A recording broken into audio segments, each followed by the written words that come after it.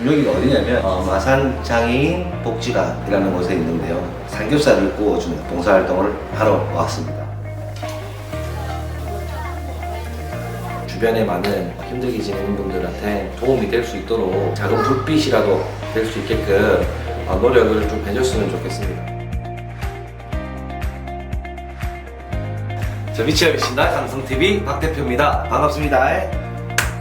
자꾸 목티만 입고 다닌다고 주변에서 뭐라 해요. 촬영하는 김에 말씀드릴게요. 이거 8,900원인가 9,000원인가 하는 거 싸가지고 똑같은 거 한 10개 샀습니다. 옷도 없고 해서 맨날 이 옷 입고 다니니까 너무 뭐라 하지 마시고 정말 이게 따뜻하고 좋습니다.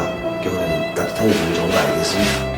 오늘은 타설하는 방법에 대해서 설명을 드릴 거예요. 1층 건물을 올린다고 가정을 했을 때 버림 타설하고 기초 타설합니다. 그리고 벽체와 천장을 함께 가공을 하죠. 자, 근데 벽체와 천장을 따로 타설할 경우도 있어요. 통상적으로 버림 타설하고 기초 타설하고 벽체와 천장 타설을 한다라고 생각을 해주시면 되는데, 버림은 말 그대로 버리는 콘크리트라서 수평만 잘 유지가 된다면, 그리고 목매김을 잘 할 수 있도록만 콘크리트를 깔면 됩니다. 타설을 하면 돼요. 기초도 이제 도면별로 600짜리 기초다, 300짜리 기초다 라는 높이가 있어요. 케이블 타입을 높이에 맞춰서 곳곳에 표시를 한다든지, 먹줄을 벽체에 튕가가지고 높이를 설정한다든지, 높이만 레벨링해서 잘 체크해주면 기초 타설하는데도 별 문제가 없어요. 벽체와 천장 타설하는 방법이 굉장히 중요해요. 일단은 규격에 맞는 레비콘을 봤죠. 레비콘에서 뱅글뱅글 돌아갑니다. 이렇게 뱅글뱅글 돌아가는 게 안에 있는 콘크리트예요. 안 돌아가고 콘크리트가 제자리에 머물러 있으면 이게 마르게 되면 우리가 사용할 수가 없게 됩니다. 현장에 딱 도착했다. 레비콘 차가 펌프카 똥자박이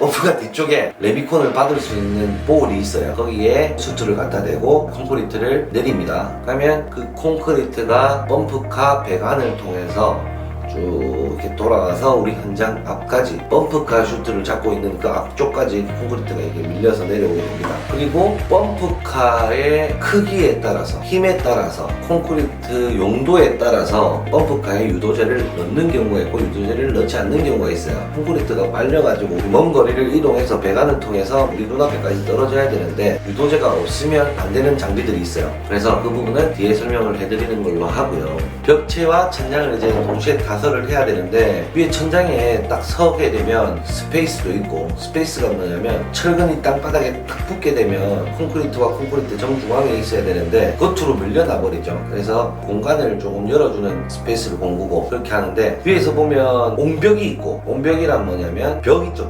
벽들이 있고, 그리고 그 현장에 맞는, 그 건물에 맞는 구조를 버티기 위한 보가 있어요.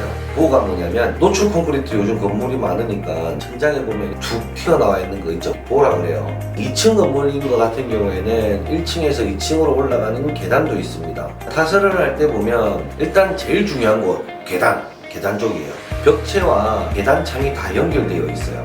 계단의 일정 높이만큼 콘크리트를 3분의 1 정도를 싹 먼저 채워놓고 천장을 한 바퀴 쭉 돌면서 벽체의 3분의 1을 쭉 채우죠. 그 다음 볼을 쭉 이렇게 돌아가면서 채우게 돼요. 계단을 채우고 벽을 채우고 볼을 채우면 조금 기다려요. 물이 빠지면서 콘크리트가 양생이 되면서 그 부집이 조금 짱짱해지고 안전해지고, 한쪽에서 밀려 들어온 압을 견딜 수 있게끔 밑에 콘크리트가 또 지탱을 해주기 때문에 좀 기다려줍니다. 자, 여기서 제일 중요하고 제일 위험한 부위, 콘크리트 압이 굉장히 세거든요. 콘크리트를 한쪽에 이렇게 몰아서 싹 부어버리게 되면 그 압을 못 견디고 그 부집이 터져버려요. 그럼 난리 납니다. 건물이 돌아버려요. 이렇게 확 돌아버리면 건물이 이제 삐딱하게 앉혀진단 말이에요. 건물이 삐딱하게 콘크리트가 치지면, 선에 안 맞게 되면 다 완성을 하고 이쁘게 했는데도 안 이쁜 것처럼 느껴진단 말이에요. 타설공들이나 목수들이나 레비콘 업체나 펌프카 사장이나 빨리 끝나고 집에 가려고 그런단 말이에요. 그거 조심 안 했다가 돌아가면 누구 책임이에요? 건물 돌아가면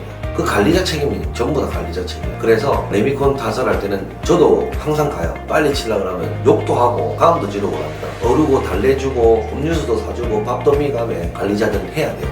물론 현장에 가면 타설공들이 요령껏 잘해요. 잘하지만 건축주가 타설할 일은 없고, 관리자들이 타설할 이유는 없고, 설계사들이 타설할 이유가 없기 때문에 제가 설명을 드리는 겁니다. 그러고 나서 또 똑같은 방법으로 계단을 또 3분의 2 채웁니다. 벽체도 3분의 2 채웁니다. 그 다음 보인데 낮은 보가 있고 깊은 보가 있어요. 깊은 보도 3분의 1을 채우고 낮은 보 같은 경우에는 꽉 다 채웁니다. 자, 그래 조금 더 기다려요. 콘크리트 두께가 이만큼 된다고 가정을 했을 때 여기가 하부라 그러고 여기를 콘크리트 상부라고 합니다. 보도 그렇고 벽체도 그렇고 계단도 그렇고 요 기준에 맞춰서 콘크리트를 다 타설을 해줍니다. 그런 다음에 전체적으로 천정을 치는 거예요. 천정 두께가 300이다라고 가정을 한다면 그 도면의 치수만큼 제일 끝에 있는 쪽에서부터 수트를 잡고 콘크리트를 이제 치면서 밖으로 나오게 되죠. 방수턱을 설치할 경우에는 조금 뻑뻑한 콘크리트를 시켜요. 방수턱 사이로 콘크리트를 부어놓고 바이브레이터를 대고 칼질을 해서 방수턱까지 마무리를 하는 거예요. 이렇게 해서 타설하는 법에 대해서는 간략하게 설명을 드렸고, 유의해야 될 점, 천장 위에서 타설을 하죠. 1층 내부실에서 사람이 대기를 해야 돼요. 끝까지 콘크리트가 잘 내려왔는지 빈 곳이 없는지 계속 두드리면서 돌아다녀요. 그게 제일 중요하고요. 그 다음에 거푸지로 망치로 툭툭 두드리면 안쪽에 이제 진동이 가기 때문에 콘크리트가 찰랑찰랑하면서 이제 자동으로 수평을 조금 잡아요. 그 다음에 세 번째, 위에서 타설을 하는데 위에서 보면 모르지만 밑에서는 볼 수 있는 곳이 있어요. 타설을 하는데 예를 들어서 구멍이 크게 한 개 뻥 나버렸어. 그럼 콘크리트 다 빨려 내려오잖아. 근데 밑에 사람이 아무도 대기를 하지 않는다. 그러면 알 수가 없어요, 위에서. 그런 경우가 생기면 빨리 위에 전달을 하고 보수 작업을 마감하고 콘크리트를 계속 칠 수 있게끔 하기 위해서 밑에서 대기하는 게 중요하다고 말씀드리는 겁니다.